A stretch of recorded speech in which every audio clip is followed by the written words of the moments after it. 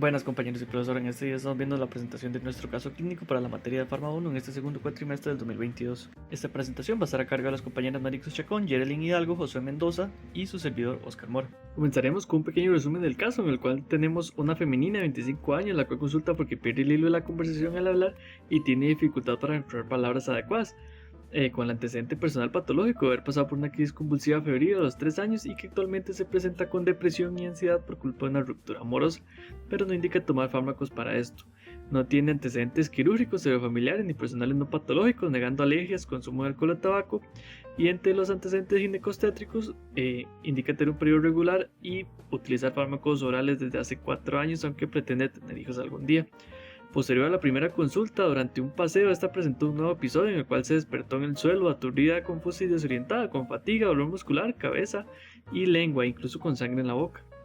Como diagnóstico diferencial para los eventos por los que se estudia el paciente, tenemos las convulsiones o incluso un estatus epiléptico, esto por las ondas generalizadas demostradas en el encefalograma. También el síncope vagal por el desmayo o la pérdida de conciencia que presentó la paciente y posibles ataques de pánico por la ruptura amorosa. Dentro de los fármacos utilizados en el caso tenemos que el psiquiatra prescribe benzodiazepinas para dormir, en emergencia se utilizaron fosfenitoínas intravenosa y para el egreso ya la fenitoína, la cual fue cambiada por la motrigina por la dosis, además ácido fólico y multivitamínicos. Tal vez estos no todos fueron los mejores fármacos utilizados en el momento y esto lo explicarán los compañeros más adelante. En cuanto a la resolución del caso, farmacológicamente, vamos a iniciar con los tratamientos no farmacológicos. Al ingreso de la paciente a emergencia se le realizó un hemograma completo, química clínica y toxicología, los cuales estaban normales. Algunas de las pruebas que se tenían que realizar pero no se le realizaron a esta paciente fueron asegurar la vía aérea, la respiración y la circulación, la toma de signos vitales también, que esto es de suma importancia, mantener lo que era la saturación de oxígeno mayor a 94%, tomar la glicemia también para poder descartar una posible hipoglicemia, realizar un encefalograma para descartar un estatus epiléptico. Además, se tenía que completar la química con estudios de electrolitos, ¿verdad? Esto para descartar trastornos ácido-base. Acá vamos a hacer una corrección de lo que sería el tratamiento farmacológico de esta paciente, porque lo primero que debemos de saber es el esquema a manejar a nivel de emergencias y los fármacos intravenosos que tenemos en el mismo. Estos se van a dividir en dos: los que están de primera elección, que son los primeros que vamos a utilizar en estos pacientes, y los de segunda elección. Vamos a tener que los de la primera elección a nivel de Costa Rica tenemos dos fármacos de preferencia, lo que son el lorazepam y lo que es el diazepam. A nivel de segunda generación vamos a tener la fenitoína y el valproato. Acá tenemos un fármaco derivado de la fenitoína que es la fosfenitoína, que fue el que se utilizó en esta paciente. Esto es el manejo a nivel de emergencias y a nivel de intravenoso, pero también vamos a tener un manejo tras el egreso de esta paciente que se le dio, que va a ser el tratamiento oral. Entonces, primero utilizamos los fármacos de primera línea y posterior los fármacos de segunda línea. Entonces, en primera línea tenemos el diazepam. ¿Cuál va a ser la dosis máxima de diazepam a nivel intravenoso? La dosis máxima va a ser de 10 miligramos.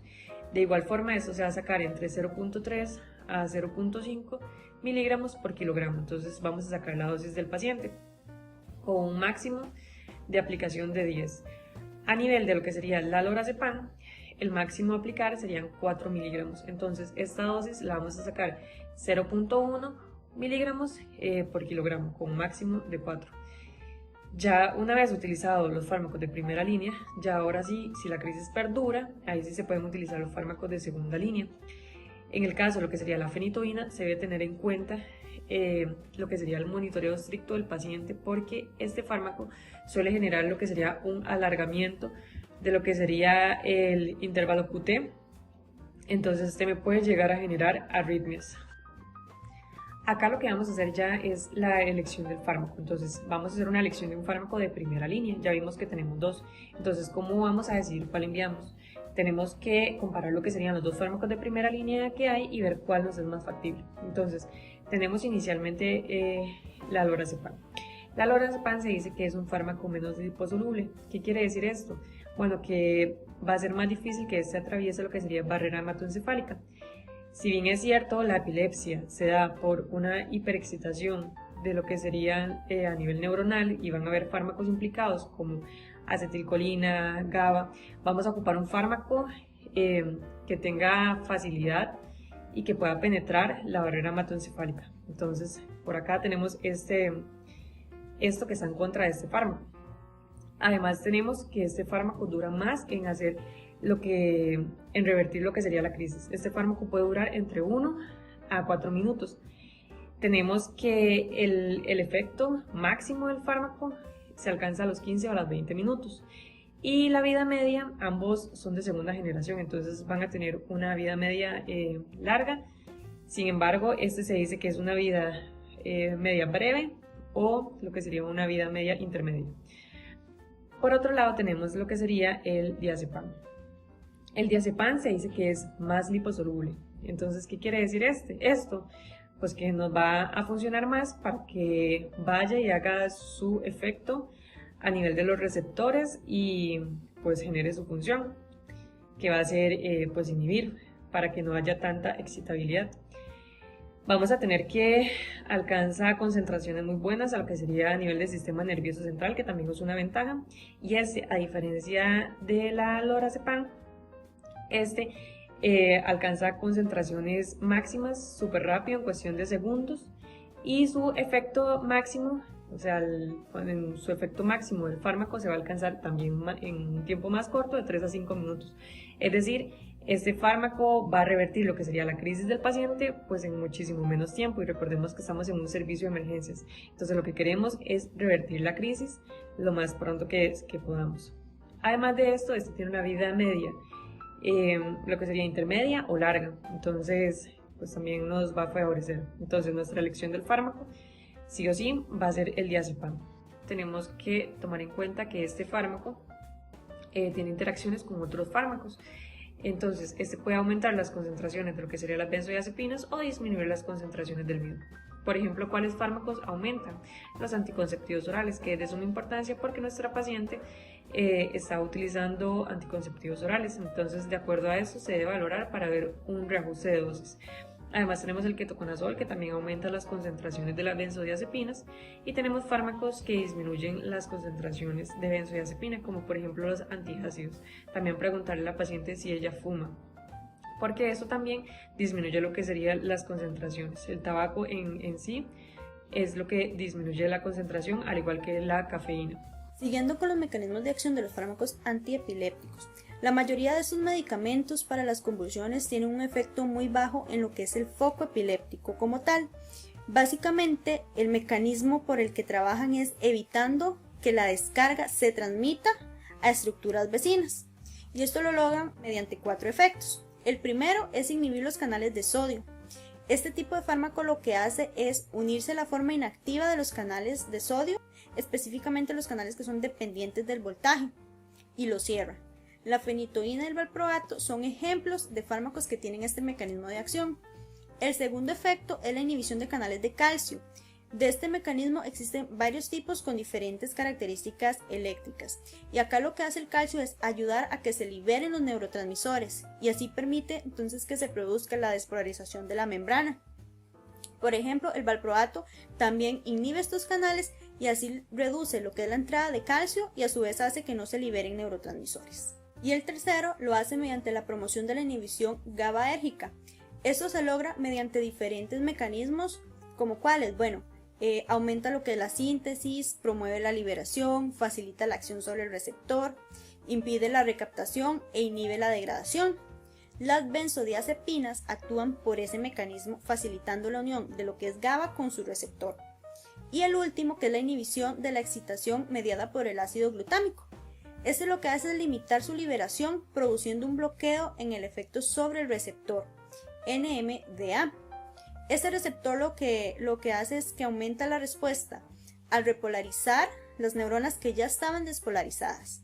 Un ejemplo de este tipo de mecanismos en fármacos sería la lamotrigina. A la paciente en el momento de su egreso se le receta fenitoína, 300 miligramos al día vía oral. Lo que pasa con esta fenitoína es que la paciente prefiere que a su uso se siente muy sedada. Por esto es que se tomó la decisión de cambiar la fenitoína por la lamotrigina vía oral también. Acá es donde el grupo se plantea 4 puntos. Número 1. La fenitoína no debería tomarse en cuenta como tratamiento de primera elección para el trastorno compulsivo generalizado. Número 2. El uso de fenitoína durante un tiempo prolongado genera muchos efectos adversos como el hirsutismo, la hipertrofia gingival y también tiene efectos sobre el metabolismo óseo. Número 3, disculpen, es un fármaco con factor de riesgo sobre el embarazo nivel D, lo que significa que la fenitoína atraviesa placenta.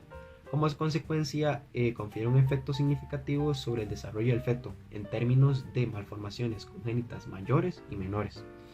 Y por último tenemos que la fenitoína disminuye la eficacia de los anticonceptivos orales por medio de inducción enzimática. Como consecuencia podríamos generar un embarazo de alto riesgo.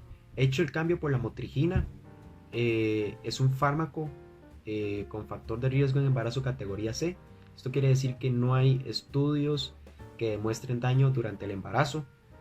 Se está de acuerdo con este tipo de tratamiento ya que es de primera elección para crisis focales o generalizadas y siempre se hace el señalamiento del grado de factor de riesgo de embarazo, ya que la paciente refiere el deseo de tener hijos. El tratamiento de la lamotrigina, que la flecha de arriba muestra lo que se decidió en el caso clínico y la de abajo muestra lo que se decidió dentro del grupo de investigación. En el caso clínico se empezó con dosis de 50 miligramos BID 2 veces al día, aumentándose 50 miligramos al día cada 4 semanas y la dosis blanco de 300 miligramos al día, por lo que la dosis inicial fue aumentada. En la flecha de abajo se decidieron dosis más bajas. Inicial debería ser de 25 miligramos por decilitro, aumentada a 50 miligramos al día después de 2 semanas y posterior a la titulación puede avanzar en 50 miligramos al día cada 1 o 2 semanas hasta llegar a dosis de mantenimiento habitual de 2,25 a 3,75 miligramos al día. La primera y segunda semana 25 miligramos al día, la tercera y cuarta semana 50 miligramos BID, la quinta semana serían 100 miligramos ID o BID y la sexta semana serían una dosis de estabilización de 200 ID o BID. La introducción y el aumento de la dosis de la lamotrigina debe ser lenta para disminuir el riesgo de las reacciones de hipersensibilidad y evitar el eritema al inicio del tratamiento o incluso el desarrollo del síndrome de Stevens-Johnson. Además, como la paciente indicó tomar también anticonceptivos orales, esta lamotrigina va a requerir de dosis de mantenimiento más altas, esto porque los anticonceptivos intervienen en su aclaramiento. Aquí también hay que tener en cuenta que los antiepilépticos disminuyen el efecto de los anticonceptivos por la inducción enzimática, esto en fármacos como el fenitobarbital, la fenitoína y el topiramate. Bueno, recomendaciones en caso de embarazo, ¿verdad? Ya que la paciente refiere el deseo de querer tener hijos. Número 1, el continuar con el tratamiento de ácido fólico, ¿verdad? 1 miligramo que se le prescribió y además de continuar con el preparado multivitamínico. Número 2, continuar con la dosificación recomendada por parte del grupo de investigación de la lamotrigina. Número 3, el hierro es muy importante, ¿verdad? Para la prevención de anemia, la prevención de fatigas, la prevención del parto pretérmino, además de que ayuda a disminuir el riesgo de mortalidad perinatal, ayuda a lo que sería el desarrollo de la placenta, además del feto, ¿verdad? El uso del calcio también es muy importante para lo que sería la contracción muscular, ¿verdad? El funcionamiento enzimático y hormonal. Además también, entre otras muchas cosas, se deben evaluar los fármacos consumidos, ¿verdad? Anteriormente, y mucho más importante, no prescribir fármacos más de los necesarios, ¿verdad? Como conclusiones del caso clínico, se lograron capturar muchísimas cosas de él. El hecho de que se pudiesen poner en práctica lo que son conceptos de farmacocinética y farmacodinámica para saber qué tipo de medicamento era mejor para el paciente. El hecho muy resumido del saber de que a la paciente a primera intervención se le dieron medicamentos de segunda elección que no traían salmonelas hematocefálica, que tienen muchos efectos adversos, que finalmente se usan para otro tipo de patologías, ¿verdad? En el caso de los que se dieron a la paciente para el estatus epiléptico versus los primeros, que como el diazepam, el lorazepam, que atraviesan barrera hematocefálica, que están aprobados para el tipo de convulsión que se nos presenta en el caso clínico, que son de vida media, ¿verdad? Son muchos detalles que como estudiantes nos abren mucho los ojos y nos hacen poner mucho cuidado.